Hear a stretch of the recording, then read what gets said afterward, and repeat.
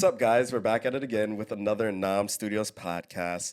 Today, we got two special guests in the house. We have Therese Curry, who is a breast cancer survivor and advocate. And we have Tony Dean, who is owner of the organization Pink Cancer Cancer, doing a lot in the cancer community. Thank you guys for coming. Thank you for having me. Thank you, Yes. Theo. Yes. So we have you guys here today because in about a week or two, um, we have a golf outing for Pink Cancer Cancer. Yes. It's on May 12th at Pine Hollow Yes. in Long Island. And you, Therese, are the keynote speaker for the event. I am. So tell me a little bit about yourself, your journey, and your advocacy. I know that's a lot. Yes. Well, thank you so much for having me. It's, of course, very hard for me to share my story, but it's so important for me to bring awareness to all of the young people that no longer have a voice, that lost their battle to breast cancer. A month from today, on May 25th, is the 1 year anniversary of a very, very dear friend, Danielle Morrow, who lost her fight to metastatic breast cancer at just 38 years old. And she left two beautiful children and a husband and countless family and friends behind. We actually met during chemotherapy. So you immediately bond when you are going through something like that. Okay. And I have a couple of dear friends that are still fighting this disease. And there needs to be change and awareness that you can get breast cancer in your 20s and 30s, and how important it is to advocate for your health and self-exams. And I can kind of walk you through what happened. Okay, before we get into the advocacy and everything, I just want to talk about your relationship with Tony and Pink Cancer Cancer. How did you guys meet? How did you know that Therese would be perfect for the keynote speaker at this event? And Well, our relationship goes way, way back. About 10 days ago, we met. And at Pink Cancer Cancer, we always want to highlight another foundation. We never want it to be about us. We're advocacy, and we're kind of pass through. We raise the money and give it to other foundations, or we help people ourselves. So when we met the women in Manhasset, it was just like the perfect match. It's rare where you meet a foundation that is doing the same things you're doing. It's so in line with what you're doing. I mean, we all want the cure, right? I'd love to go out of business tomorrow. We would all love the cure, but we're both advocacy. And we're both advocacy for everybody, but we really focus a lot on young women because it's just such a ravaging disease for young women. And so I was talking to the head of the Manhasset Foundation about honoring them. 1 year we honored Santonio Holmes and 10 All In. 1 year we honored, I'm drawing blank, but we just wanted to honor these women. And so in that conversation, I was like, I don't want to be selfish, but can you think of a keynote speaker? She's like, I don't have to think of one, I have one. She's like, I have an amazing woman for you, and she's got an amazing story, and thank you. And today's Thankful Thursdays. Well, that's what we film it. It's actually not really Thursday, but we call it Thankful Thursday. So I am just extremely grateful that you're here. I am extremely grateful that you're willing to share your story with other folks, whether they're men or women or old or young. And the more people share their story, the more people we're helping. Your story, which I've heard, and I've cried a lot about, so I got some tissues and whatnot, but your story is going to inspire someone to get tested, right? To do a mammogram, and this might be someone that would have never thought of it. And so your story is going to, one, touch lives, but you're also going to save lives. And it's just such an honor and a pleasure to meet you and to have you jump on this podcast with us, even though this is not my thing. I'm more behind the scenes. I'm nervous Nelly when it comes to talking like this, but how can we not take this opportunity to let the world know your story? And you're saving lives. You're going to indirectly save the life of a young woman who's going to see this. Their friend's going to be tagged in it. They're going to be scrolling on Instagram at 2 a.m, something like that, and they're going to see your story, and you're going to change that person's life.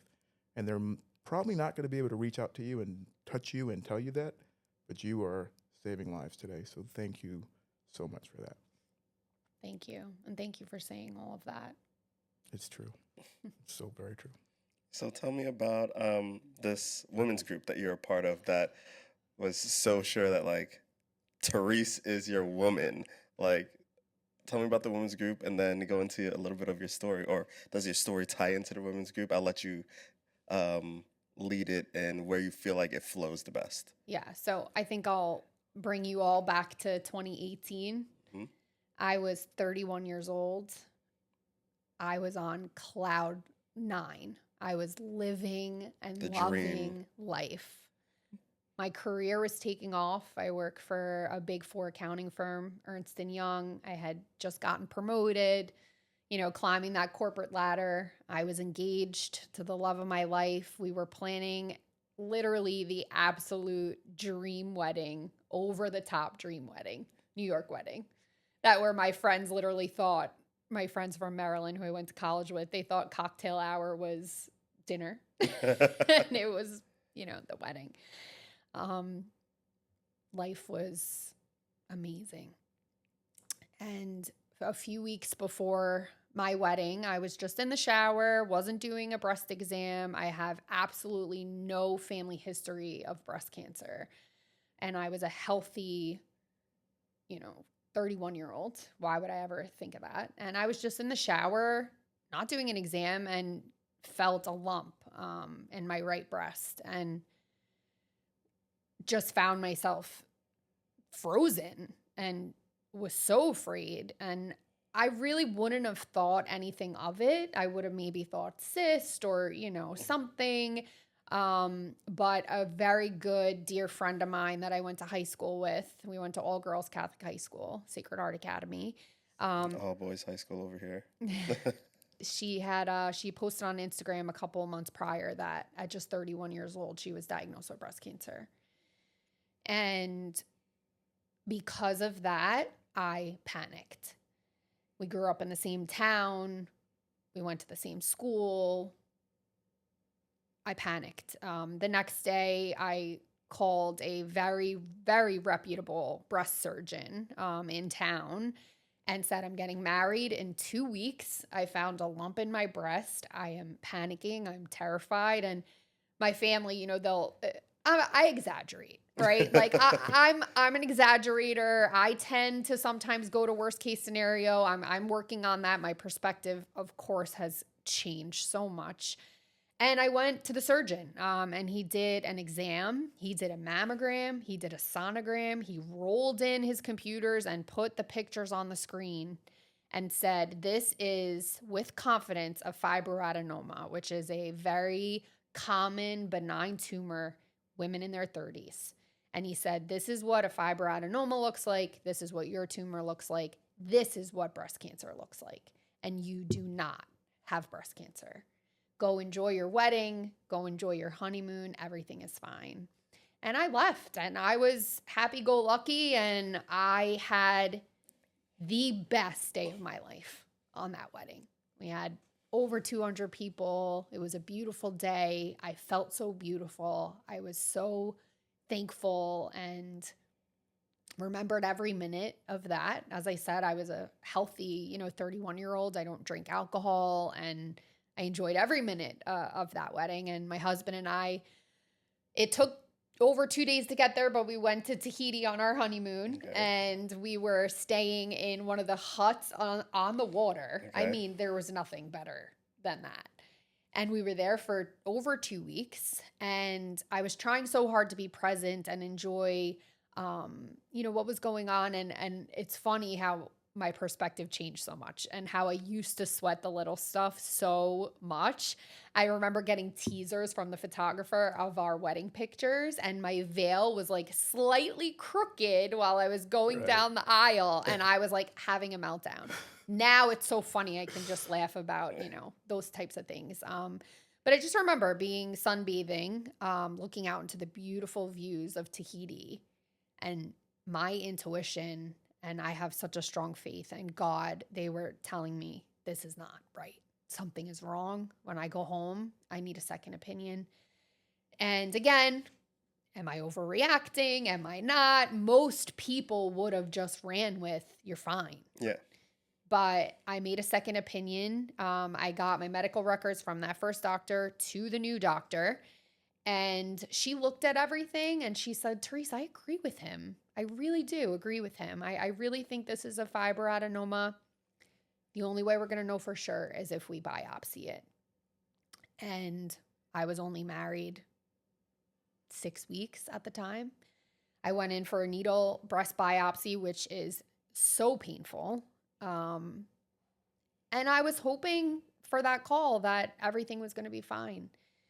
And I got the call that nobody should ever receive, that at just 31 years old, I had stage 2 breast cancer. My world crumbled as a new bride. And the next weeks and months and years, like, it's such a blur. You just go into, I got to fight this. There really wasn't any time for me to get upset or, it was what do I do? What do I do? And both the breast surgeons, they actually were in the same organization. They said, this is really very, very odd and very surprising that they said, I want to check your DNA to make sure that the tissue that we took in the biopsy was yours and there wasn't an error. Like, that is how surprised that both those doctors were, that it was breast cancer. And sure enough, we were praying, hoping there was some type of crazy misunderstanding, but it wasn't. And I met with a ton of different doctors. What I kept saying over and over again, what I kept crying about was, I don't want to lose my hair. I don't want to lose my hair. And we settled with Dr. Tessa Sigler, which is Weill Cornell in Manhattan. They had cold cap therapy, so the Digna cap, and I was able to go through scalp cooling, which preserved really half my hair. It gave me that sense of, it allowed me not to look in the mirror and look so sick. You felt like you were in control of something. It was the only thing I felt like I was in control with. And it was very expensive and very painful, but I said I would do anything to keep my hair. And I went through, being just 31 years old, they were going to treat me very aggressively, which I knew. And the biggest first step was, you're 31 years old, we have to do fertility preservation. Here I am thinking a couple of weeks ago that I'm going to get pregnant on my honeymoon and, be a mom, and that's all I've ever wanted. And we're sitting in the fertility, clinic, freezing my eggs. And I was looking at all these young couples that were there to have their baby. And I was there because I had cancer. And how did this happen? And, but we successfully got 6 healthy, beautiful embryos that we were able to preserve. And then I went through 6 rounds of chemotherapy over 18 weeks. I chose to have a bilateral mastectomy with reconstruction. They were kind of pushing lumpectomy given my age and the stage. And I did a lot of research and I talked to a lot of people, and I'm proud of myself that I chose such a radical surgery, because I don't need mammograms anymore. And if I did just the lumpectomy, I would have had mammograms for the rest of my life. And that's terrifying. So we got through it. We got through it all. Throughout my journey, I met so many women, young women that were going through breast cancer. And through one of the women in town, she said, we want to support you. We want to be there for you. And got me hooked up with Dorothy, who leads the Manhasset Women's Coalition. They were unbelievable because, people didn't really know what to do. The one thing I'll say is when you have a friend or a family going through cancer, in my opinion, it's better to say something than nothing. And I think people are so afraid of saying the wrong thing that they don't say anything. So They don't want to like set you off or bring something up. They kind of want to, they feel like saying nothing is treating you like any normal day, like you're going to lunch or dinner. Exactly. And that hurt me not hearing from people. So I always encourage, it doesn't have to be this big thing. It just has to be, I'm thinking of you, I'm praying for you. That's it. But what some people don't, they were sending me flowers. I had so many flowers in my living room. I felt like I was in a funeral home. I was like, this is horrific. Like, I appreciate the gesture, but like, this is making it worse. So my whole point is the Manhasset Women's Coalition, they knew exactly what I needed. They knew I needed financial assistance with medical bills, with the DigniCap was $500 a pop. They helped me financially. They connected me with a care coach, and it's a strategic, really partnership. A younger woman who, had a similar cancer diagnosis, similar treatment, even like similar drugs that were used. And I met with them and they gave me stuff that I really needed. And I've stayed very much in touch with the coalition.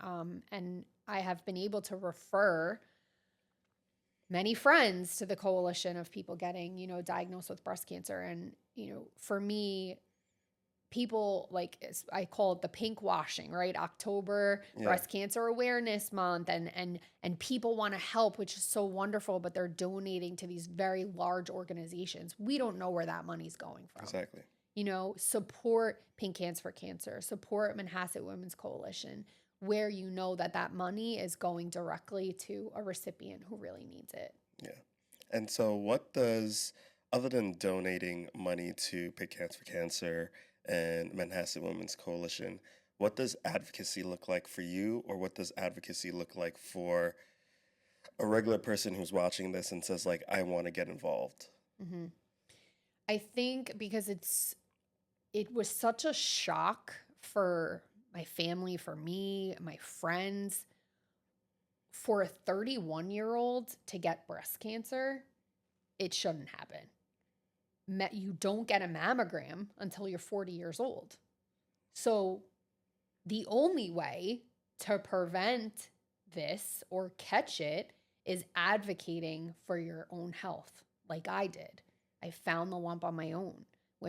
Young women need to be doing breast exams every month. They need to know what to look for. Doctors will brush you off because they still think that breast cancer is a disease of older women when it's not.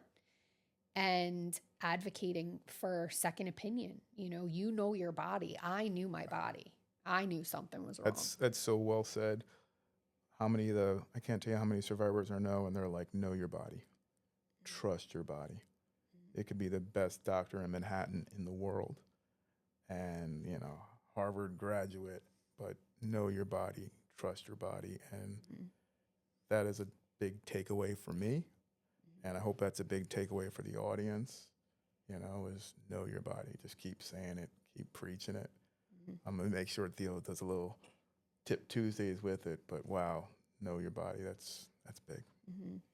And I think just, people want to help, which is amazing, which is incredible. But I think it's really focusing more on these small boutique foundations that what they're doing is helping people.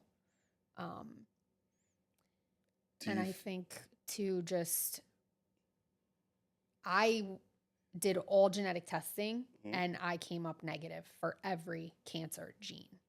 So it's the big question mark. I will never know why I got breast cancer at 31 years old. That leads into my next question because I was going to ask, do you think there was any preventative measures that you could have done, or is there any preventative measures in general other than, giving yourself an exam every month starting at God knows what age? Mhm. Um, is there anything that you feel like you could have done, Mhm. or is that the answer you just don't know because of all the testing you've done, or is there anything that anybody else could do Mhm. other than self breast exams?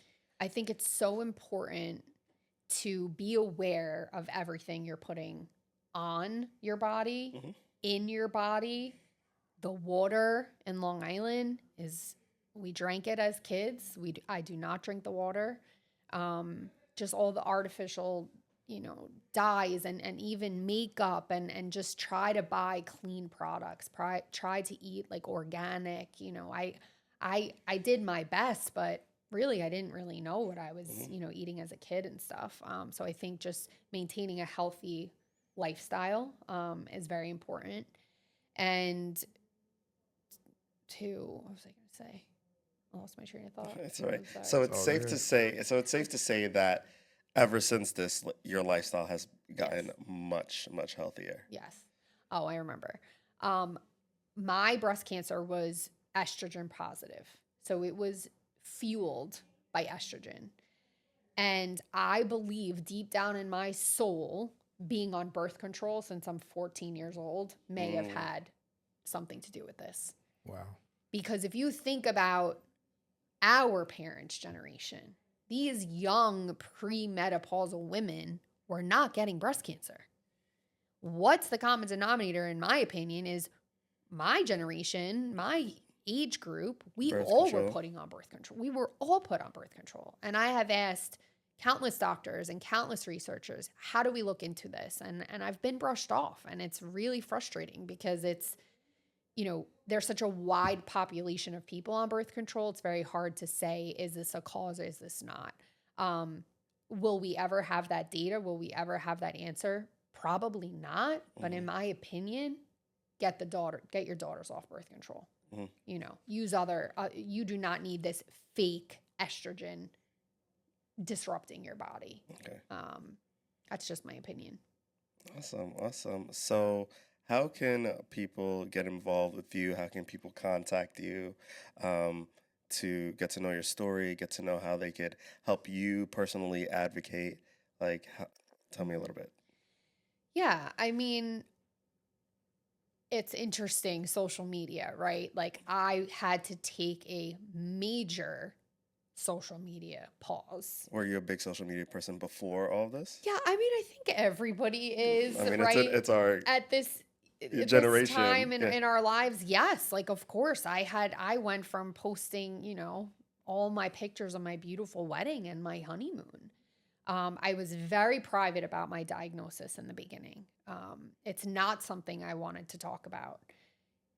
The disease of breast cancer, I did excellent physically. I bounced back from surgery, chemo. I never got sick. I didn't like shrivel up. I actually gained weight during chemo. Like it was Wow. amazing. Mentally, it sent me in such a spiral. I have such PTSD. I was on the poor me, why me pity party for a year. And just sitting there scrolling, my mom calls Facebook the brag book. People are really just posting how great everything is all Hmm. the time. And, whether it's accurate or not, It's I a was greatest hits seeing album. I was Yes. seeing all friends and family members be posting on social media, I'm pregnant, I'm having a baby, and my heart would sink. That's all I wanted. And here I was fighting for my life. Um, so I took a social media break. Now, after I was considered cancer free in February of 2019, I dove into sharing my story, telling my story, making a lot of noise. People need to know that you can get breast cancer in your 30s and in your 20s. So a couple of friends of mine who, my pink, tribe, we lobbied up in Albany in front of all the congressmen and women and lobbied to get the mammogram age lowered. I wanted it. We wanted it to be 30.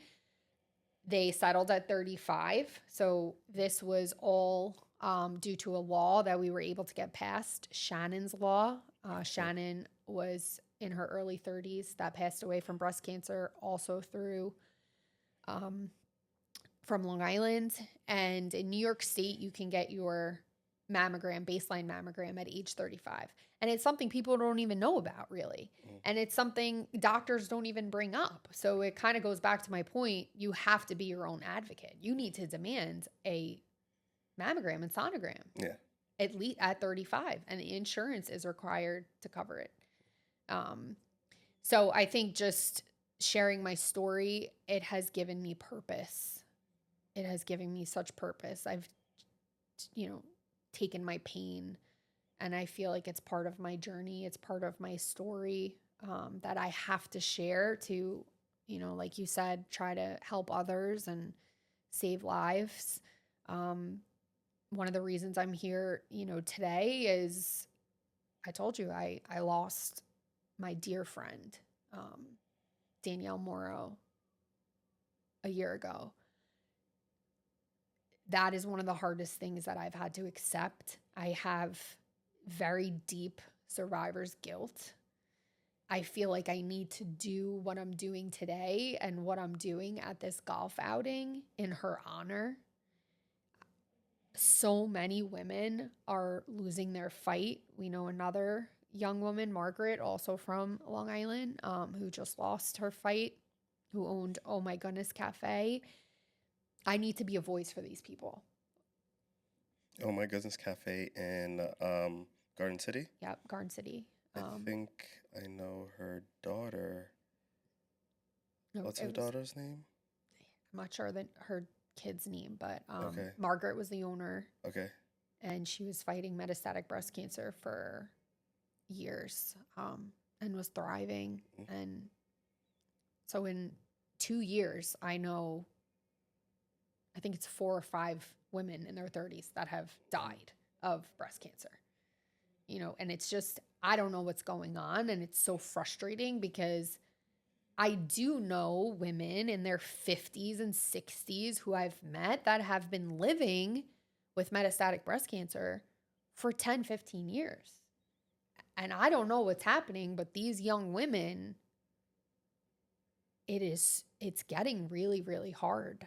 Have you seen the Stuart Scott story?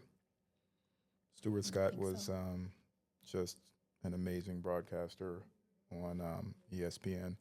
And the story really started with Jimmy V. So Jimmy V passed away and gave one of the best speeches of all time.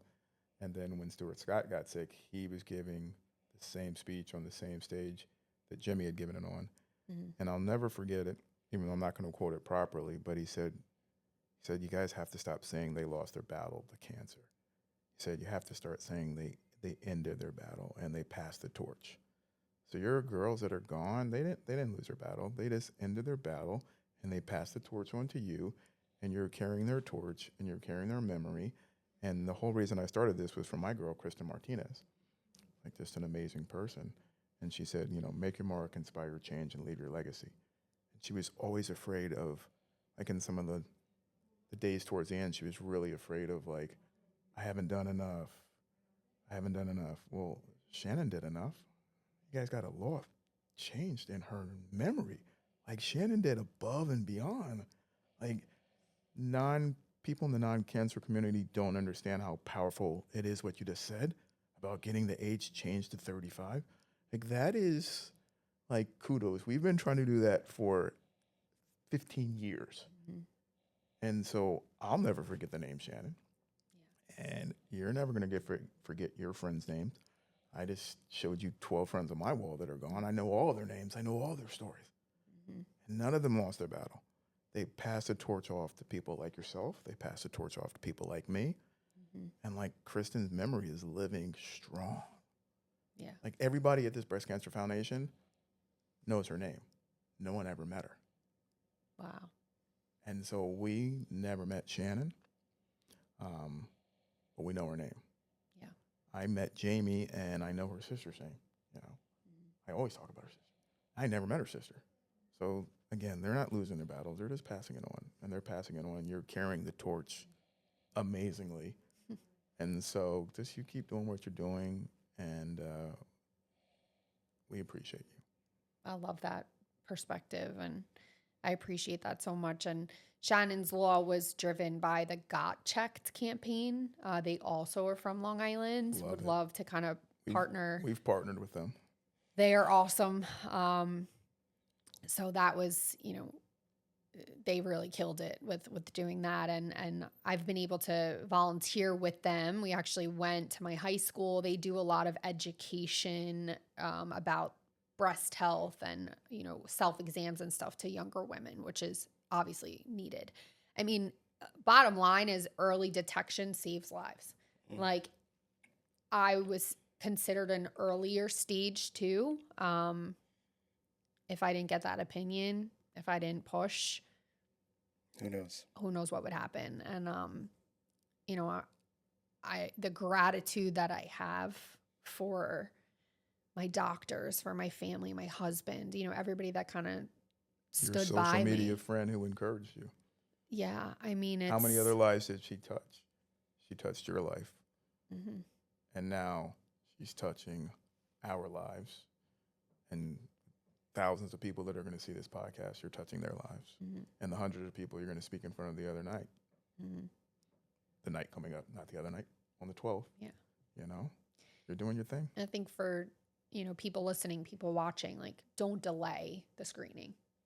Make your mammogram appointments, do your exams, spread the word, for your kids. And, if helping my story, sharing my story can help one person, it's worth it. And I do have a bit of a happy ending, a big happy ending. Yes, let's end it out on a happy note. After I got through the cancer, the dust settled, I was back to work, and, Ernst & Young was unbelievable to me. The support that I got, and, health benefits, is very thankful.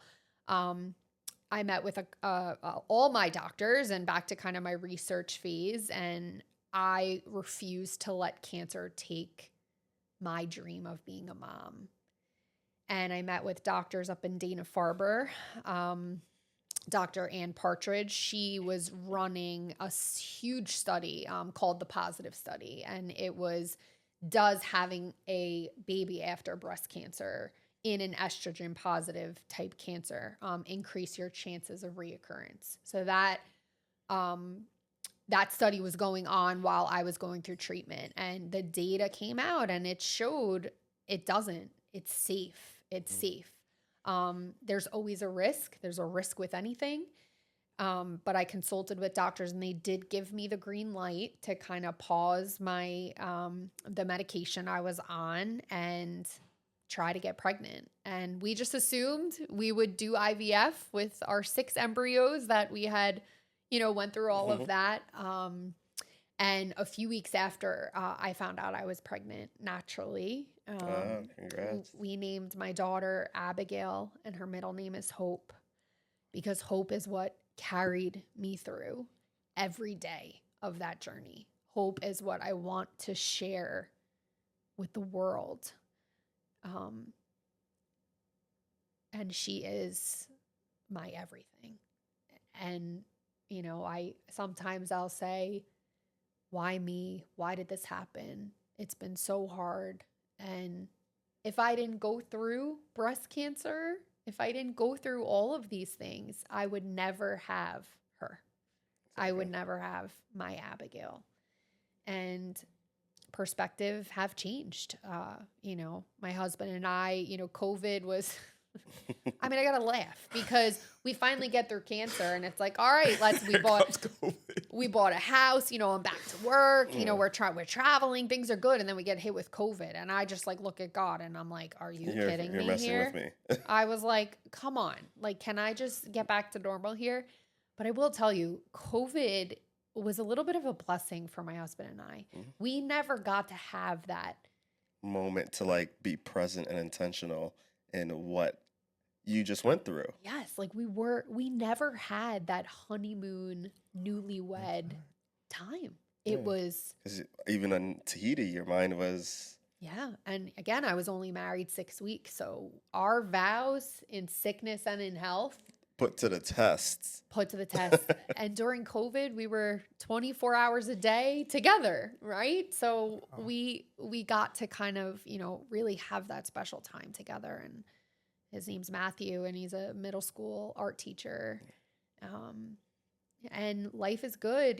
Today I'm very thankful. I appreciate the routine. I appreciate, the working mom life juggle and, doing laundry and doing dishes. Like, how lucky am I, to be able to do all of these things? The And things that people complain about, you really find the joy and the happiness in Exactly. that. Exactly. Last weekend, actually, my basement flooded. Mhm. And it was quite the scene. I was very happy and proud of myself that I knew how to turn off the water main all by myself. My Yeah. husband wasn't home, and I just looked at the water and I was like, "It is what it is."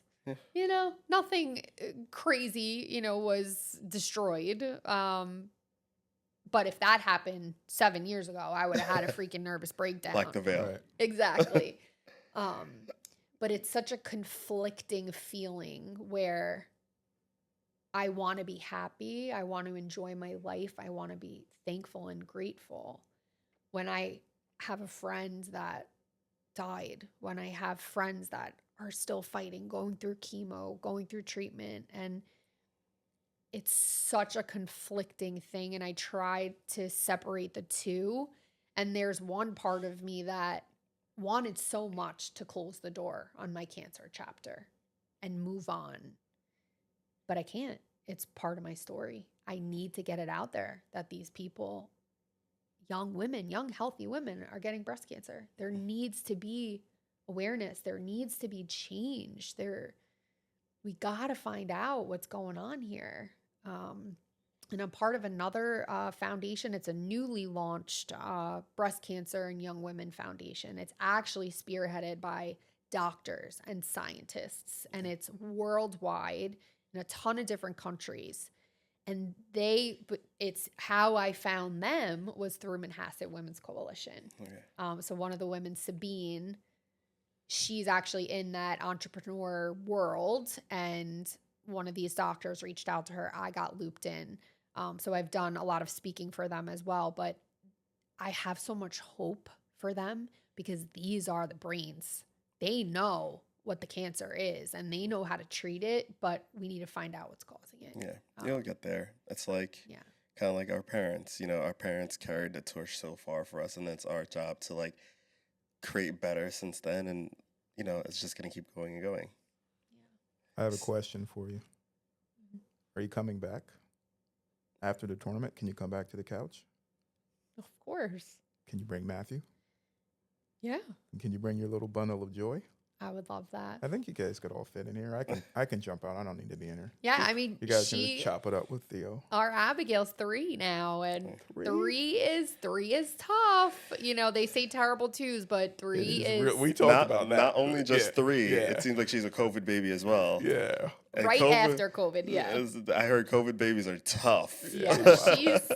She's full of personality. She's my pride and joy, and again, like, potty training and not sleeping and working full time and all these things, like, it's stressful, but the one thing I'm very good at doing is taking a step back and I look down at my feet and I stay present.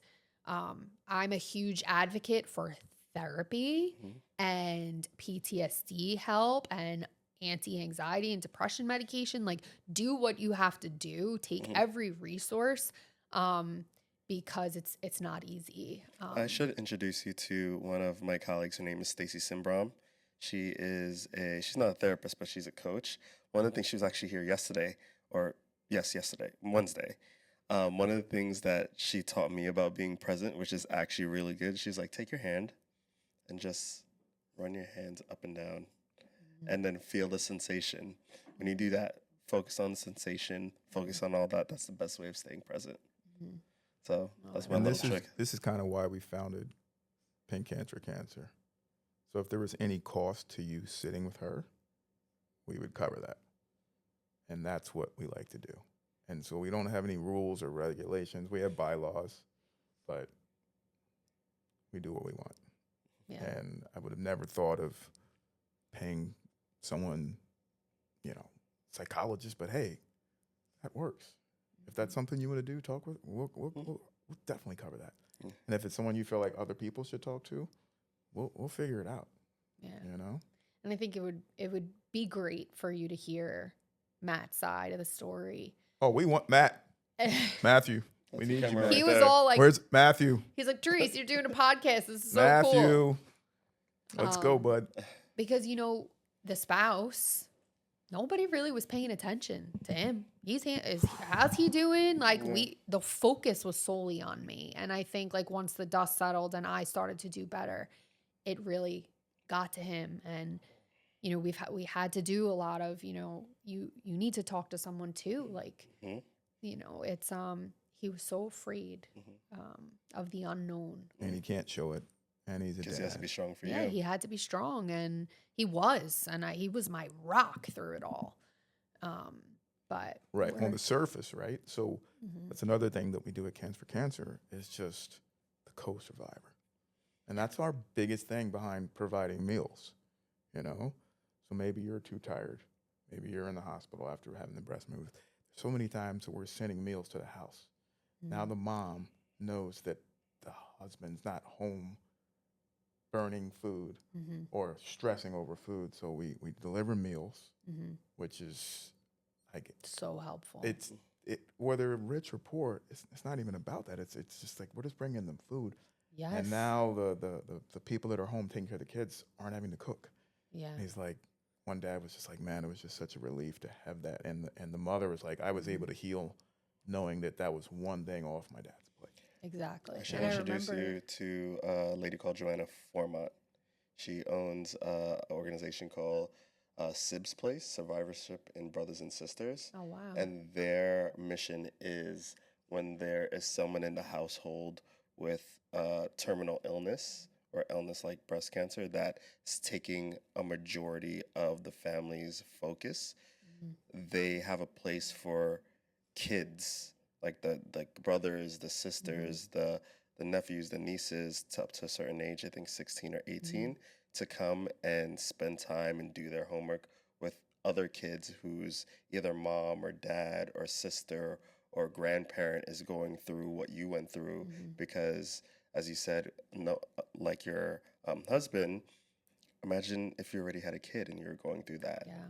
They have to deal as well. And how do they deal? Yeah, and I think what you were saying, like how can people help? I mean, if you know somebody going through cancer or whoever they are, like the dinners, the meals were so helpful.